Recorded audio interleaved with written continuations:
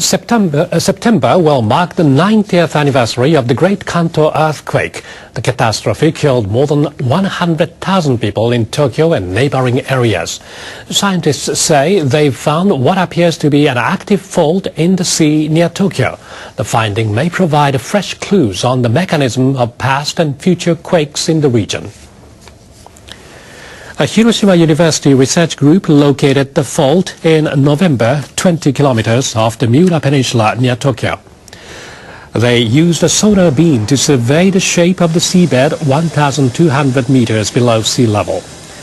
The team identified a fault which looks like a cliff with a 5 to 8 meter height. They also found some bulges on the cliff. The location of the fault is where one tectonic plate sinks under another. The researchers say the fault appears to be active and extend along the Sagami Trough. Experts believe the trough could have been formed during seabed activities, including the Great Kanto earthquake.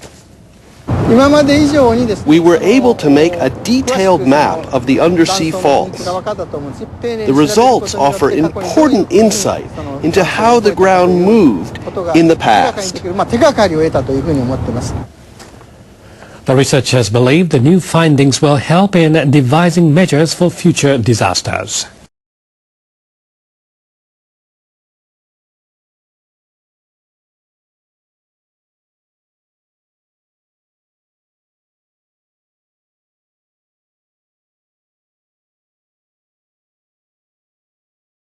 Japanese government officials are investigating workers involved in the nuclear cleanup in Fukushima. They suspect some are endangering citizens by dumping radioactive material. Contractors have been working on the cleanup since July. They have to seal and store radioactive material.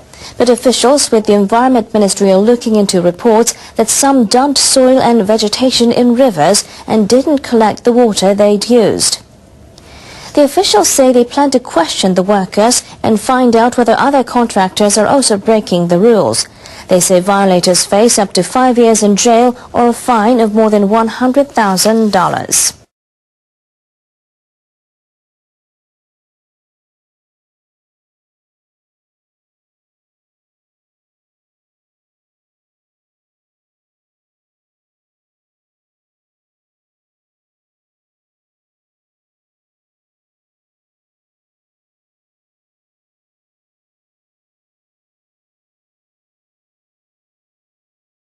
$155 million yen, or $1.8 million. That's the all-time high price of bluefin tuna weighing more than 200 kilograms fetched at the year's first auction at Tokyo's Tsukiji market.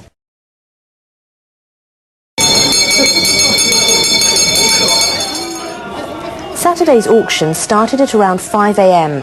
Buyers used hand signals to bid. Tuna caught in waters around Japan and flown from overseas covered much of the auction floor. The $1.8 million tuna was caught in Aomori Prefecture, northeast Japan. The price was nearly 3 times the previous record set last year.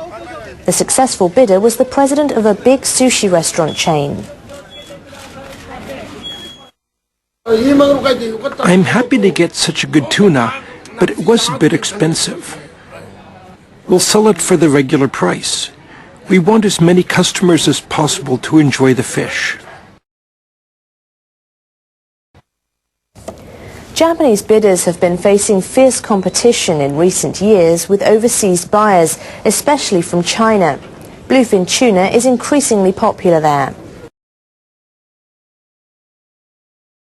The Japanese government is about to start looking for new energy resources as most of the country's nuclear power plants have been offline since the 2011 earthquake. Workers will begin conducting test drills about 1,000 meters below the ocean off the coast of Iitate Prefecture in mid-January. They hope to determine whether deep-water methane hydrate deposits are commercially viable. Methane hydrate is a type of natural gas trapped in water crystals. If the deposits are proven to exist, they could cover Japan's natural gas consumption for 14 years. The government is also planning to carry out test drilling off Sado Island in the Sea of Japan in April to determine the amount of oil and natural gas deposits that exist. Previous surveys have shown that oil and gas reserves exist 2,700 meters below the sea. Demand for imported liquefied natural gas used at Japan's thermal power plants has surged ever since most of the country's nuclear reactors went offline. A powerful earthquake occurred off the southeastern coast of the U.S. state of Alaska. The magnitude 7.5 quake struck at 8:58 UTC on Saturday. The quake's epicenter was about 100 kilometers off the coast of Craig, Alaska, at a depth of 9.9 kilometers. The West Coast and Alaska Tsunami Warning Center says a 15-centimeter rise in the sea level was recorded in southeastern Alaska about an hour after the quake. A regional tsunami warning for coastal areas stretching from the northern tip of Vancouver Island in British Columbia to Cape Fairweather in Alaska was later lifted. Police in the town of Craig say no major damage has so far been reported. Iran has agreed to take part in another round of talks on its nuclear development program. The last series of talks between Iran and 6 global powers in Moscow in June ended in a stalemate. The Secretary of Iran's Supreme National Security Council, Saeed Jalili, told reporters in New Delhi that the country has agreed to resume talks in January. A spokesperson for European Union Foreign Affairs Chief Catherine Ashton confirmed that senior officials from the EU and Iran have proposed a time and a place for further talks. The 6 powers have been demanding that Iran halt production of uranium enriched to 20%. They're concerned that the material could be used in the development of nuclear weapons. Iran says its nuclear program is for peaceful purposes.